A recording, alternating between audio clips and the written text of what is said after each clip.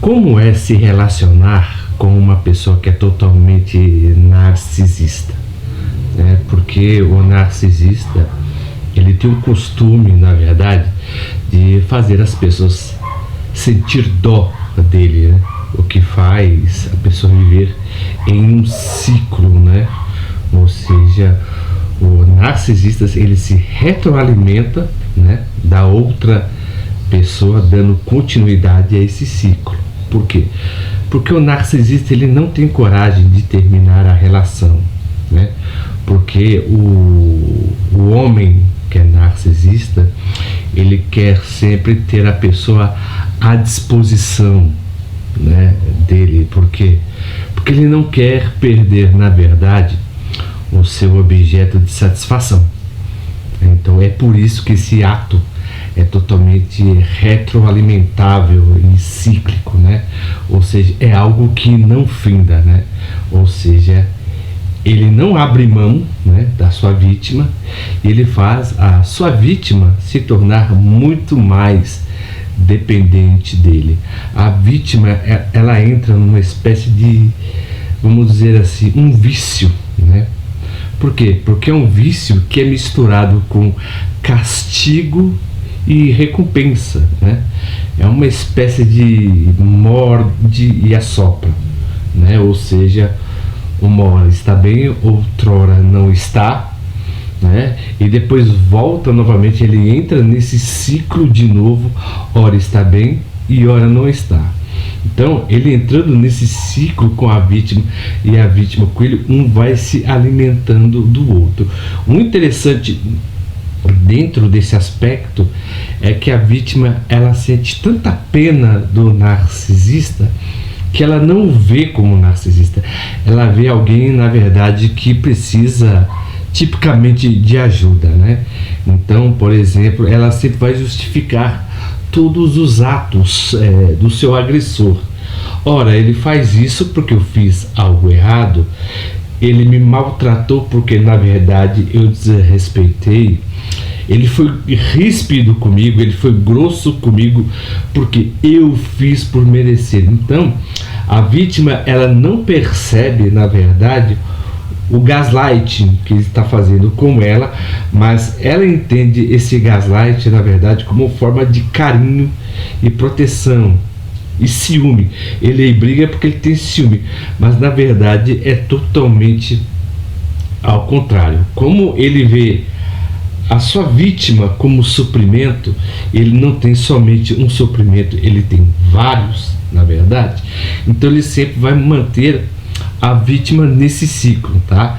Então a pessoa cria, né, uma dependência mental, né, do narcisista muito grande, porque tudo que ele faz é justificável. Então a percepção da realidade da vítima está sendo totalmente massacrada, né? Por quê? Porque ela não está pensando, na verdade, de acordo com a sua percepção, porque a sua percepção está sendo deteriorada, né? Pela intervenção do narcisista. Então ela pensa mediante a intervenção dele na percepção dela, ou seja, sempre mais importa é a opinião, o sentimento do narcisista do que a própria pessoa que se relaciona com o narcisista, tá? Então, por exemplo, quando essa pessoa tenta viver a sua própria vida, o narcisista, ele vai se sentir totalmente ameaçado. Por quê? Porque ele não admite que a vítima, né, não seja mais vítima dele. Ele tem medo de perder esse sofrimento. Então é por isso que ele fica nessa relação de querendo não querer, né? Sabe? Então, e cada vez que ele investe na vítima, o que ela vai pensar? Nossa, ele ainda gosta de mim, ele ainda se interessa por mim, ele ainda vê o meu bem. Mas o porquê que ela vê isso? Porque ela não está vendo mais ela como indivíduo, ela não se vê mais como pessoa, ela não se vê mais alguém com identidade, ela se torna alguém desprovido de identidade, porque o que importa é que o narcisista a ver. Então, quando ela briga com ele, na verdade, e tem um desentendimento e ele se sente totalmente ameaçado, ele fica nervoso. Depois dessa época que ele está nervoso, quando ele volta novamente a reatar, ele fica totalmente fofo, totalmente romântico. E é isso que vai alterando toda a percepção da vítima. Porque ela sempre vai olhar ele como um coitadinho que precisa de ajuda, e não ela não percebe que está sendo usada, tá? Pelo narcisista. Então ela sempre tem essa concepção que ela precisa o ajudar constantemente, tá? Mas na verdade ele está apenas a colocando dentro de um jogo do qual que esse ciclo, né, é totalmente intermitente, tá? Então vai e volta. E por que o narcisista continua fazendo isso com sua vítima? Porque quando a sua vítima não coloca um limite, vamos dizer assim, né, ela não coloca um basta, o que ele vai fazer? O grau de violência dele para com ela vai aumentar ainda mais, né? Se ela não sabe falar não, ele sempre fala está tudo bem, então ele sempre vai ser mais audacioso, mais violento, mais grosso, mais ríspido, tá? E ele pode chegar também até a abater, né? Bater nela, e ela vai justificar sempre o porquê ele bate dela. Então ela tem uma percepção totalmente equivocada, né? Ora, se ele me maltrata é porque eu sou um monstro, na verdade, é porque eu sou alguém que não merece o amor dele, porque ele apenas coloca ele como a única opção dessa vítima, mas na verdade não é. O que ele está fazendo? Está alterando a percepção da realidade dela, e ela está, na verdade, vendo o mundo de acordo com a percepção dele. Porque se ele falar bem assim, se eu não ficar com você, ninguém mais fica. Não existe conceito de alma gêmea, não existe uma percepção de uma pessoa perfeita para outra.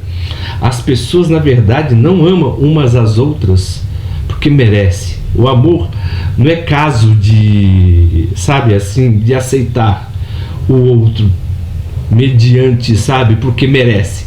Não, ninguém ama porque merece.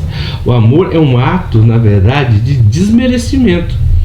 Eu amo você por aquilo que você é e não por aquilo o que você tem a me ofertar. O princípio do amor, ele se basta apenas pelo princípio da inutilidade, tá? Então você vê alguém quando te ama realmente, quando você entra nesse princípio da inutilidade, aí a pessoa vê com que você realmente é, porque você não tem nada mais a oferecer, você tem apenas a oferecer a sua pessoa. Então o narcisista, ele vê a pessoa não integralmente como ela é, mas ele vê aquilo que ela pode oferecer a ele.